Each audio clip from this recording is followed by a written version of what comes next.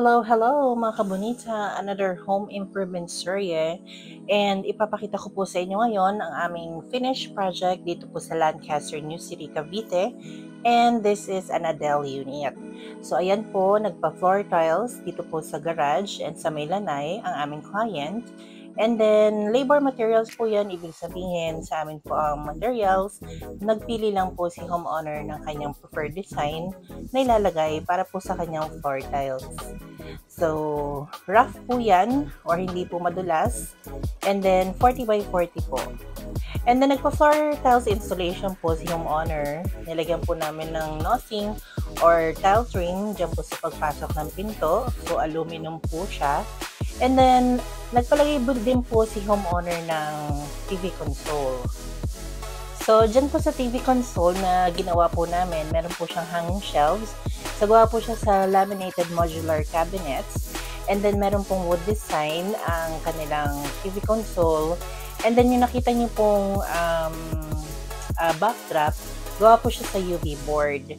And then, ayan po, pinapakita po namin ang kanilang pinagawang drop ceiling with cove light. So, ibig sabihin drop ceiling, nag-double ceiling po tayo dyan. Hindi po yung kisame ang ginamit po natin, kundi naglagay po tayo ng panibagong kisame and cove light. And then, yan po yung kanilang counter bar. So, yan po, preferred design po yan ni homeowner. And then, yan po ay porcelain granite. So, 60 by 120 yung size. So, medyo pricey po yung granite. Kaya, porcelain granite lang po yung aming nilagay. So, dito naman po sa kanilang TV console. So, nagpalagay po sila ng lusutan ng saksakan ng TV para po hindi siya nakalawit. So, dyan po nila isusot yan. Then, going dyan po sa outlet na nakatago po sa hanging shelves. And then, dito po sa first floor room, nagpalagay din po sila ng ceiling lights. So, hindi lang po center lights. Naglagay din po kami ng double ceiling aside from dun sa turnover ng ceiling po ng Adele unit.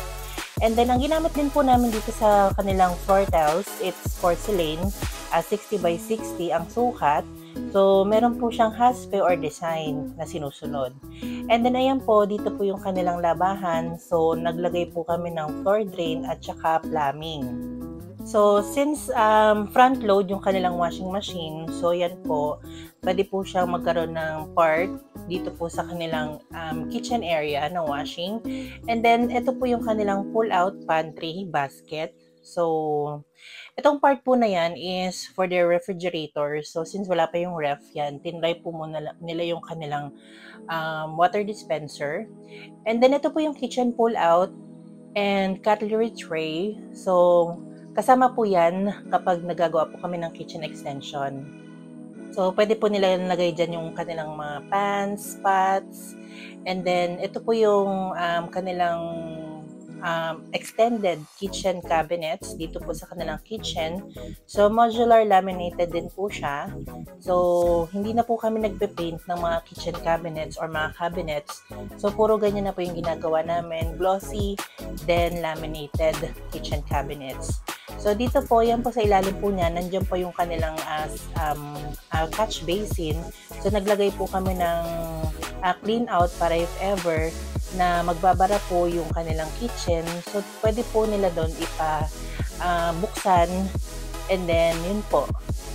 And then dito naman, yung mga kitchen accessories that is in care of the unit owner.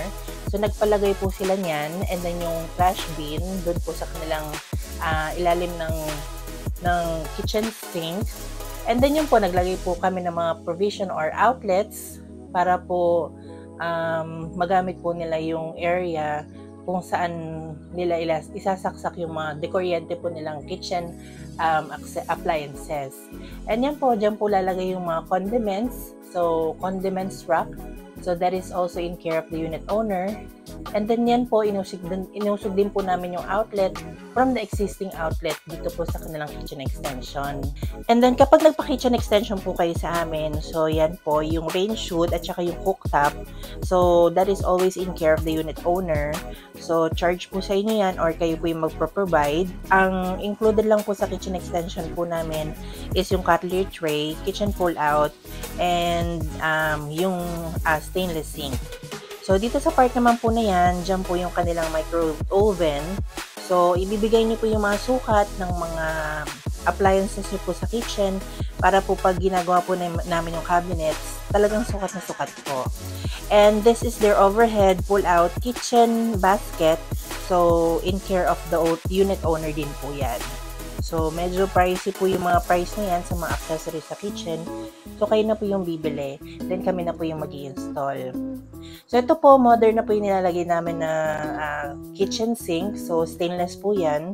So, talagang pang matagalan yung gamit na nilalagay po namin dito po sa kitchen. And then, ayan po, take para po kapag gabi, hindi po pasukin ng ipis yung mga kitchen sink nyo. And then, ayan po, naglagay po kami ng kitchen lights. So, included din po yan kapag nagpa-kitchen extension kayo sa amin. And then, ito po ay wood stairs or wood planks. So, varnish finish po yan. And then, yung pong part na yan, partition lang po yan para magkaroon po ng accent yung kanilang stairs. So, that is made of PVC. And then, dito rin po sa second floor, so, nagpalagay po sila ng drop ceiling sa second floor. And then, ayan po, naglagay po kami ng tubular. So, that is made of tubular stairs railing. So, kung sa baba, PVC po yung partition. So, yan po, tubular. Then, pinaint po namin siya with wood design. And then, ayan po, nilagyan po namin ng ilaw or street lights yung kanilang gabay. So, just to put accent or maging aesthetic yung kanilang stairs.